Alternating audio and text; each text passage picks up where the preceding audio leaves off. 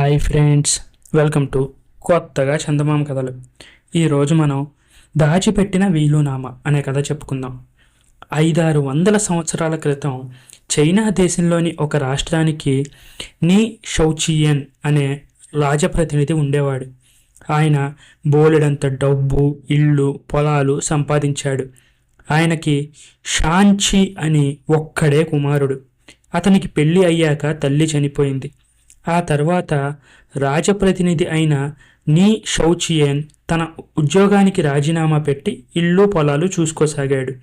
నాన్నగారు, మీరు పెద్దవారు అయిపోయారు కదా, ఇక హాయిగా విశ్రాంతి తీసుకోండి, వ్యవహారాలు చూసే పని నాకు వదిలేయండి అన్నాడు షాన్చి. నా బొందెలో ఊపిరి ఉండగా నా వ్యవహారాలు ఇంకొకరు చూడ్డామేమిటి అన్నాడు నీ షౌచియన్. ఆయన అంతటితో పోనివ్వకుండా కొడుకును ఏమాత్రం సహించరాని మరొక పని కూడా చేశాడు. ఆయన ఒకనాడు గ్రామం వెంబడి షికారుగా నడుస్తూ ఉండగా రేవు వద్ద బట్టలు చాడిస్తూ ఒక 16 ఏళ్ల పిల్ల, ఆమె అమ్మమ్మ కనిపించారు. ఆ పిల్ల పేరు మెయ్. ఆమెకు చిన్నతనంలోనే తల్లిదండ్రులు చనిపోగా పేదదైన అమ్మమ్మ దగ్గర పెట్టుకొని సాకుతున్నది. మేయ్కి ఇంకా ప్రదానం జరగలేదు. ఆమెను చూసేసరికి నీ షౌచియన్కు ముచ్చట అయింది. ఆయన ముసలావిడితో మాట్లాడి ఆ పిల్లను తనకిచ్చి పెళ్లి చేయమని, అలా చేసినట్లయితే ముసలిది బతికి ఉన్నంతకాలం సుఖంగా పోషిస్తానని, పిల్ల కూడా గొప్పింటి యజమానురాలై పదవి పలుకుబడి గలది అవుతుందని చెప్పాడు. ఈ మాటలకు ముసల్ది ఎంతగానో సంతోషించింది. మేయ్ కూడా ఎటువంటి అభ్యంతరం చెప్పలేదు. మేయ్ని వయసు మళ్ళిన నీ షౌచియన్ పెళ్లాడేసి తన ఇంటికి తెచ్చేసుకున్నాడు. మేయ్ వయసులో చిన్నదైనా మంచి బుద్ధి గలదని నీ చాలా సులువుగా గ్రహించాడు. అయితే ముసలితనంలో తండ్రి చేసుకున్న పెళ్ళి షాన్చీకి కానీ అతని భార్యకు కానీ నచ్చలేదు. మేయి మాయలాడి అని, ముసలివాణ్ణి ఎలాగో బుట్టలు వేసిందని, ఆమె మూలంగా వంశగౌరవం కాస్త సర్వనాశనం అవుతుందని వాళ్ళు నానా మాటలు అనుకున్నారు. త్వరలోనే మేయ్ గర్భవతిగా ఉండి కాలక్రమాన ఒక మగబిడ్డను కూడా కన్నది. వాడికి తండ్రి షాన్ మా అని పేరు పెట్టుకున్నాడు. తనకు తమ్ముడు పుట్టాడని సంతోషించడానికి బదులుగా దుర్మార్గుడైన షాన్చి మళ్ళీ తన సవతి తల్లిపై అభాండాలు వేశాడు. ఆమె కులఠ అని, షాన్మా నిజంగా తన తమ్ముడు కాదని అందరితోటి అనేశాడు. షాన్చి పేలే కారుకూతలన్నీ తండ్రికి తెలియవస్తూనే ఉన్నాయి. కానీ ఆయన పైకి ఏమీ అనలేదు. అంతా కడుపులో పెట్టుకొని ఊరుకున్నాడు. తన ఆస్తిని తమ్ముడితో పాటు పంచుకోవాల్సి వస్తుందన్న ఏడుపు మూలంగాను, ఎప్పటికైనా ఏదో ఒక మిష మీద ఆ పసివాడికి ద్రోహం చేసే ఉద్దేశంతోనూ షాన్చి ఇలాంటి ప్రచారం చేస్తున్నాడని కూడా ఆయన గ్రహించాడు. షాన్మాకు 5 ఏళ్లు నిండగానే వాణ్ణి ఒక పంతులు వద్దకు పంపారు. ఆ పంతులు దగ్గరే షాన్చి కొడుకు కూడా చదువుతున్నాడు. తన కొడుకుకు తమ్ముడుకు ఎక్కడ సఖ్యత ఏర్పడిపోతుందోనని షాన్చి భయపడి తన కొడుకును ఆబడి మాన్పించి మరొక పంతుల దగ్గర పెట్టాడు. ఇది చూసి నీ షౌచియన్ మండిపడి కొడుకును గట్టిగా మందలించాలి అనుకున్నాడు. కానీ దుర్మార్గుడితో మాట్లాడి ప్రయోజనం లేదని ఆ ఉద్దేశం మానుకున్నాడు. తర్వాత కొద్ది రోజులకే నీ షౌచియన్ పక్షపాతం వచ్చి పడిపోయాడు. వైద్యుడు వచ్చి చూసి, పక్షవాతానికి మందు లేదు, అలా కొంతకాలం మంచంలో కూసుకొని తర్వాత పోవాల్సిందే అన్నాడు. షాన్చి తండ్రిని చూడ్డానికి వచ్చి ఆయన ఇక లేచి తిరిగే అవకాశం లేదని తెలుసుకొని తన అధికారం సాగించడం ప్రారంభించాడు. అప్పుడే తాను ఇంటి యజమాని అయిపోయినట్లు అయిందానికి కానిదానికి నౌకర్లను కొట్టసాగాడు. మేయ్, షాన్మాలు ముసలాడి మంచాన్నే అంటిపెట్టుకొని దుఃఖించసాగారు.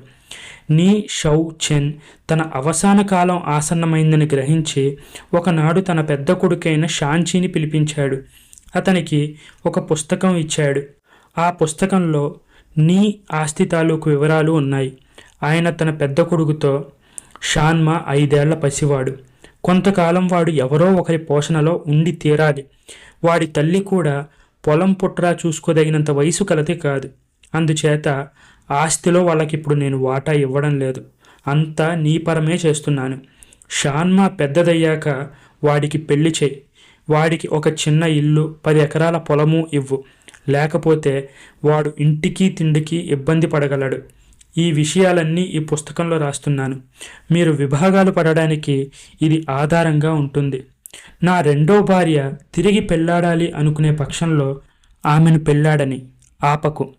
అలాగే విధవరాలిగా ఉండిపోయి తన కొడుకు వెంటే ఉండిపోతానన్నా కానీ నువ్వేమీ ఒత్తిడి చేయకు. నేను పోయాక నేను చెప్పినట్టుగా చేశావంటే నా ఆత్మకు శాంతి కలుగుతుంది అన్నాడు. అయ్యో నాన్నగారు, మీరేమీ విచారించకండి, అక్షరాల మీరు చెప్పినట్టే జరిపిస్తాను అంటూ షాంచి తండ్రి ఇచ్చిన పుస్తకం తీసుకొని పరమానందంతో వెళ్ళిపోయాడు. అతను వెళ్ళిపోయాక మేయి తన భర్తతో, వీడు మాత్రం మీ కొడుకు కాదా? అంతా మీ పెద్దవాడి చేతిలో పెట్టి వీడికేమీ లేకుండా చేశారేమిటి? మేము ఎలా బతకాలి అన్నది కంటతడి పెట్టుకుంటూ. నీకు తెలియదు, షాంచిని నమ్మడానికి లేదు. ఇప్పుడు నేను ఆస్తిని ఇద్దరికీ సమంగా పంచానంటే వాడు చిన్నవాడి ప్రాణాలు తీసేయగలడు. అంతా వాడి మొహానే కొడితే వాడికి అసూయ పుట్టదు. నువ్వు కూడా చిన్నదానివే కనుక పిల్లవాడి పోషణ భారం షాంచిపై పెట్టాను. నేను పోయాక నువ్వు ఇక్కడే ఉండి కష్టాలు పడకు. తగిన భర్తను చూసి మళ్ళీ పెళ్లి చేసుకొని యావజ్జీవం సుఖంగా ఉండు అన్నాడు. మాది కూడా పరుగుగల వంశమే. నేను మళ్ళీ పెళ్లి చేసుకుని నా కొడుకు దూరమవుతానా? కష్టమో సుఖమో పిల్లవాడి వెంటే ఉంటాను అన్నది మేయి. ఆమె ఇక అభిప్రాయం మార్చుకోదని రూఢి చేసుకొని నీ షౌచియన్ ఆమెతో, అలా అయ్యే పక్షంలో నీకు నీ కొడుక్కి ఏ లోటు లేకుండా చేస్తాను అంటూ తన తలగడ కింద నుంచి ఒక చుట్ట తీసి ఆమె చేతికిచ్చాడు. ఇది ఏమిటి అని అడిగింది మేయి. ఇది నా చిత్తరువు. ఇందులో ఒక రహస్యం ఉంది. ఎవ్వరికీ చూపకుండా నీ దగ్గర దాచిపెట్టుకో.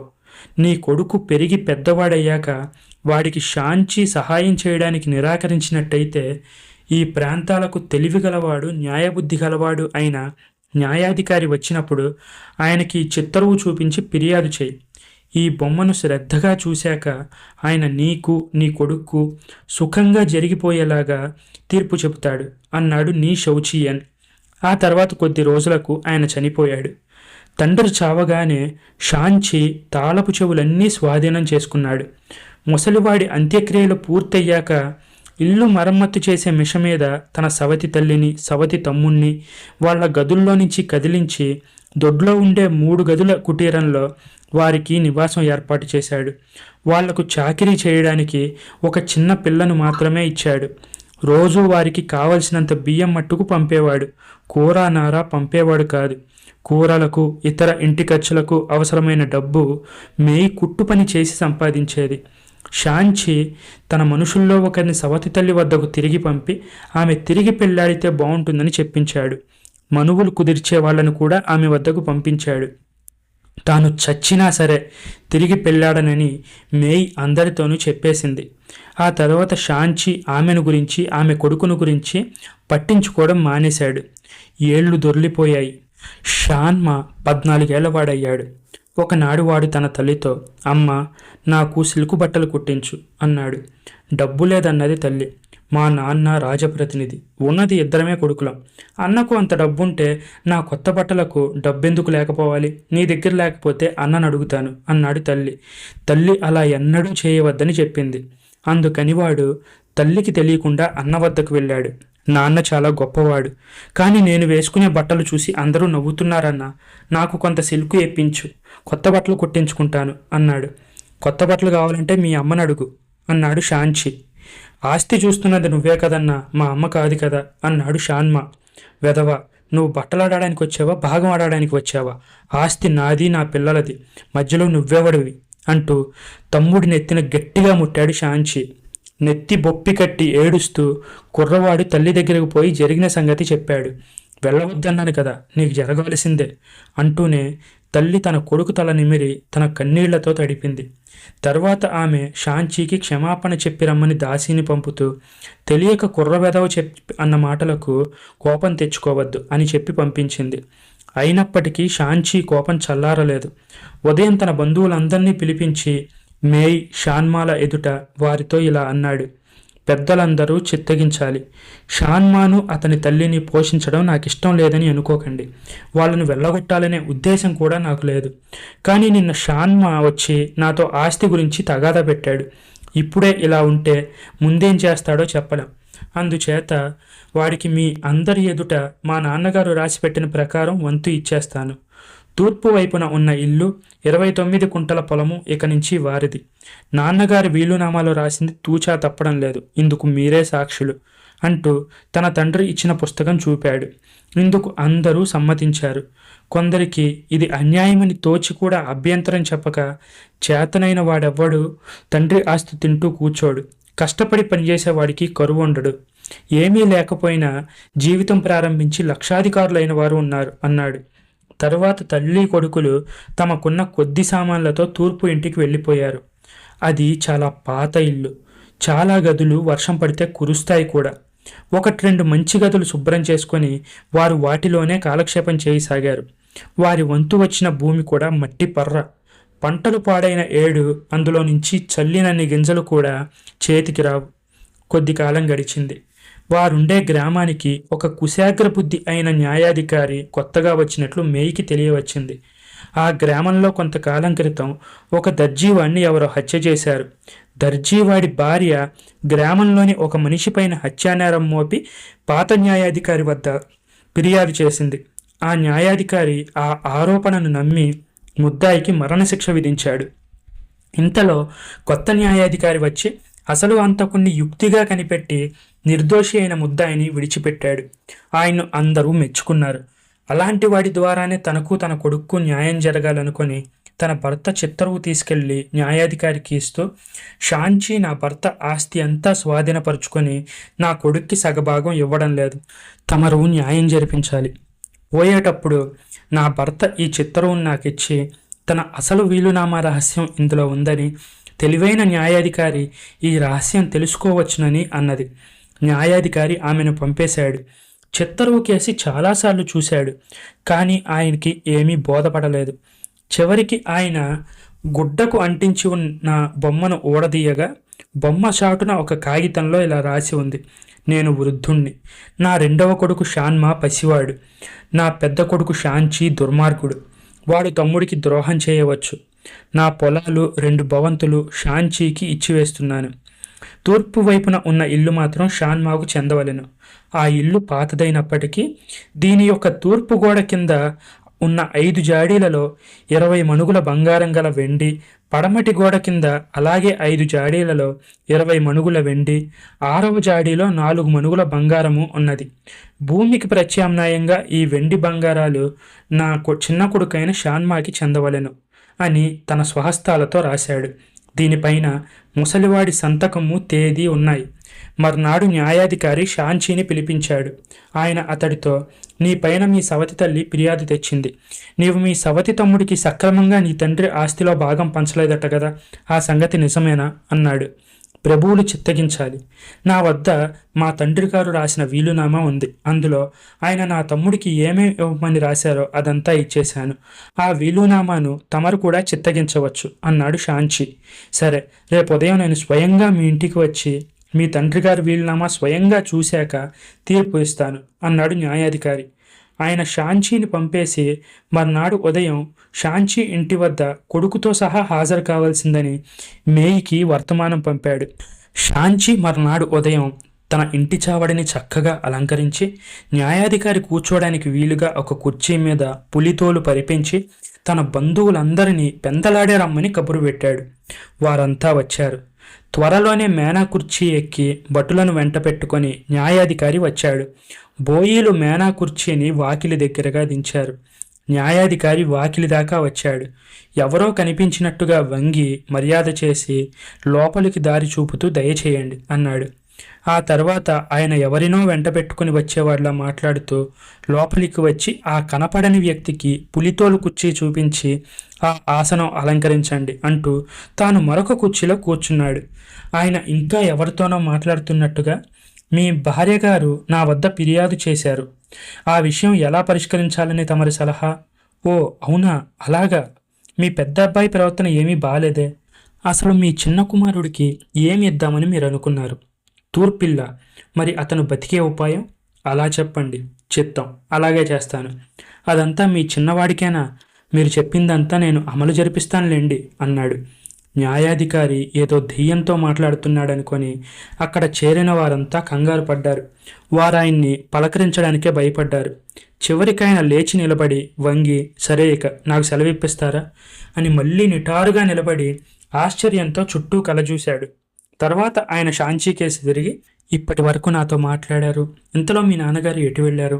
మా సంభాషణ నువ్వు విన్నావు కదా అన్నాడు. నేను వినలేదు, అంతా ఆశ్చర్యంగా ఉంది అన్నాడు షాంచి. ఎత్తు మనిషి, కోల ముఖం, దవడ ఎముకలు ఎత్తుగా ఉంటాయి, బాదంకాయ కళ్ళు, పొడుగాటి కనుబొమ్మలు, పెద్ద పెద్ద చెవులు, పల్చపల్చని తెల్లగడ్డం. అధికారులు ధరించే తెల్లటి టోపీ పెట్టుకున్నారు. నల్లని బూట్లు, ఎర్రని లుంగి, నడుముకు బంగారు పట్టి పెట్టుకున్నారు. ఆయన రాజప్రతినిధి నీ షౌచెన్, నీ తండ్రే కదా అని అన్నారు న్యాయాధికారి. బ్రతికుండగా ఆయన అచ్చు అలాగే ఉండేవారు అన్నారు బంధువులు. న్యాయాధికారి వర్ణించింది చిత్తరువు ఆధారంతో, కానీ ఆ సంగతి ఎవరికీ తెలియదు. చచ్చిపోయిన మనిషి కనిపించాడనే అనుకున్నారు. మీకు రెండిళ్ళు, తూర్పున మరొక ఇల్లు ఉందంట కదా, ఆ ఇంటి దగ్గరికి పోదాం, అక్కడ మిగిలిన విషయాలు చెప్తాను అన్నాడు న్యాయాధికారి. షాంచి ఆయన్ను వెంట పెట్టుకొని తూర్పు ఇంటికి వెళ్ళాడు.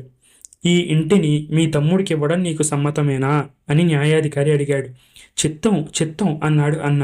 న్యాయాధికారి ఆ ఇంటి మధ్య గదిలో కూర్చొని పుస్తకం తిరగేసి, ఇందులో అంతా స్పష్టంగా ఉంది, షాన్ మాకు ఇంతకంటే ఇంకేమీ రాదు అన్నాడు. మేయి దుఃఖంతో కుమిలిపోయింది. తన కొడుక్కి ఇక న్యాయం జరగదు అని అనుకుంది. అయితే ఈ ఇంట్లో 40 మణుగుల వెండి, 4 మణుగుల బంగారం పాతిపెట్టి ఉన్నట్లు మీ నాన్నగారు ఇంతకుముందు నాతో చెప్పారు. అది కూడా షాన్మాకే చెందుతుంది అన్నాడు న్యాయాధికారి. ఈ మాటను షాంచి నమ్మలేదు. అతను, ఎన్ని మణుగులున్నా సరే అది మా షాన్మా సొత్తే, నేను అభ్యంతరం పెట్టను అన్నాడు. పెడితే మాత్రం నేను ఊరుకుంటానా ఏంటి అంటూ న్యాయాధికారి తూర్పు గోడ కింద తవ్వించాడు. 5 జాడీల నిండా వెండి బయటపడింది. అలాగే పడమటి గోడ కింద తవ్వగా మరో 5 జాడీల్లో వెండి, 6వ జాడీలో బంగారము బయటపడింది. న్యాయాధికారి ఆ వెండి బంగారాలను షాన్మా పరం చేశాడు. తన తమ్ముడితో తండ్రి ఆస్తిని సవ్యంగా పంచుకున్నట్లయితే ఆ వెండి బంగారాలలో తనకు కూడా సగం వాటా వచ్చేది కదా అని షాంచి దుఃఖంతో కుమిలిపోయాడు. ఈ కథ మీకు నచ్చినట్లయితే దీన్ని లైక్ చేయండి, మీ ఫ్రెండ్స్ అందరికీ షేర్ చేయండి. అలాగే మన ఛానల్ని సబ్స్క్రైబ్ చేసుకోవడం మాత్రం అస్సలు మర్చిపోకండి. Thank you friends.